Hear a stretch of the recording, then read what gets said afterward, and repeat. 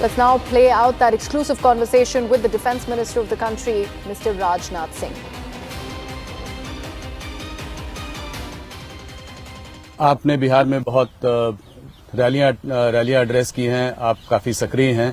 सबसे पहले ये जानना चाहेंगे कि आप क्या माहौल देख रहे हैं। कल पहले राउंड का मतदान हो चुका है, रिकॉर्ड टर्नआउट रहा है, करीब 65% का टर्नआउट रहा है। तो क्या देख रहे हैं आप, कितनी सीटें देते हैं आप अपने एनडीए को?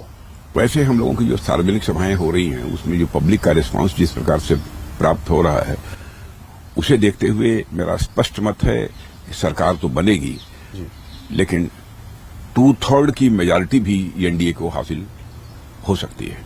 160 से ज्यादा सीटें। 160 से ज्यादा सीटें। ये सवाल बार बार पूछा जा रहा है, आपका मुख्यमंत्री चेहरा स्पष्टता से बताइए कौन है? नीतीश कुमार मुख्यमंत्री बनेंगे, 5 साल रहेंगे? देखिए, उन्हीं के नेतृत्व में चुनाव हो रहा है जी, स्वाभाविक है कि वो होंगे। डिप्टी सीएम एक भारतीय जनता पार्टी का, एक चिराग पासवान की पार्टी का, ऐसा मत बनेगा? अब जो कुछ भी होगा भविष्य में वो सभी लोग मिलजुल कर उसको बैठकर तय करेंगे कि क्या करना क्या नहीं करना। राजा जी, एक मुद्दा जो आप लोग शुरू से लेकर चल रहे हैं वो है कि बिहार में लालू के उसमें जंगल राज का मुद्दा, कि पहले गुंडागर्दी थी, जंगल राज था।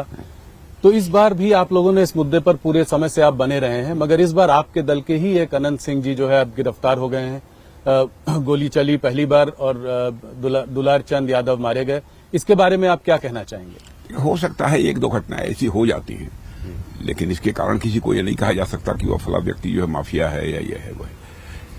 ये तो कुछ सामाजिक जीवन में कभी कभी कुछ व्यक्तिगत नाराजियां भी होती हैं, इसको इनकार नहीं किया जा सकता है। लेकिन सब मिला जुलाकर पूरा प्रिकॉशन हम लोग लेते हैं कि जिनकी छवि साफ सुथरी हो, क्लीन इमेज के जो लोग हैं उन्हीं को प्रत्याशी बनाया जाए। सावधानी यह बरती जाती है, लेकिन हो सकता है इतनी बड़ी जमात जहां पर है कहीं पर यह चूक हो भी सकती है।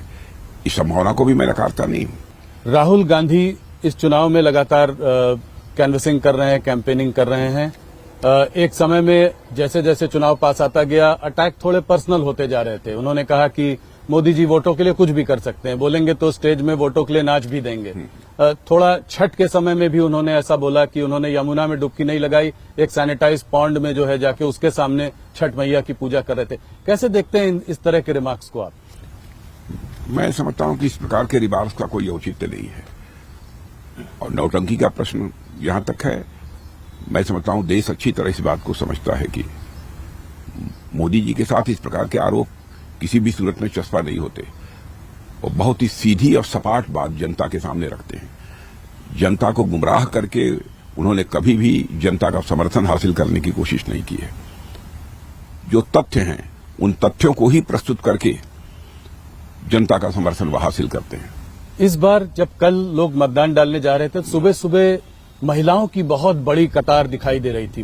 बहुत ज्यादा महिलाएं सामने आकर उन्होंने वोट डाला है। इसको आप कैसे देखते हैं? किसके लिए समर्थन है ये? क्या ये जीविका दीदी जो है ये आपकी एक गेम चेंजर स्कीम रही है? जीविका दीदी भी है, लेकिन उसके अतिरिक्त महिलाएं ये महसूस करती हैं कि नीतीश कुमार जी के मुख्यमंत्री रहते हुए कानून और व्यवस्था की स्थिति बेहतर रही है। अराजक की स्थिति नहीं रही है जैसी कि आरजेडी के शासनकाल में हुआ करती थी। एक उसका भी स्पष्ट संदेश पूरे बिहार में है। और आप जानते हैं कि महिलाएं स्वाभाविक रूप से यह चाहती हैं कि किसी की भी सरकार हो, लेकिन कानून और व्यवस्था की स्थिति बेहतर होनी चाहिए, और ताकि वह कभी भी किसी समय भी रात को भी कहीं आना जाना पड़े तो उन्हें किसी प्रकार का कोई भय न हो। और महिलाओं ने यह महसूस किया है बिहार में कि जब वहां पर आरजेडी की सरकार थी, लालू जी जब वहां के मुख्यमंत्री थे, तो 5 बजे के बाद बाहर निकलने में 10 बार लोगों को सोचना पड़ता था। अब महिलाएं तो कम से कम बाहर निकल ही नहीं सकती थी।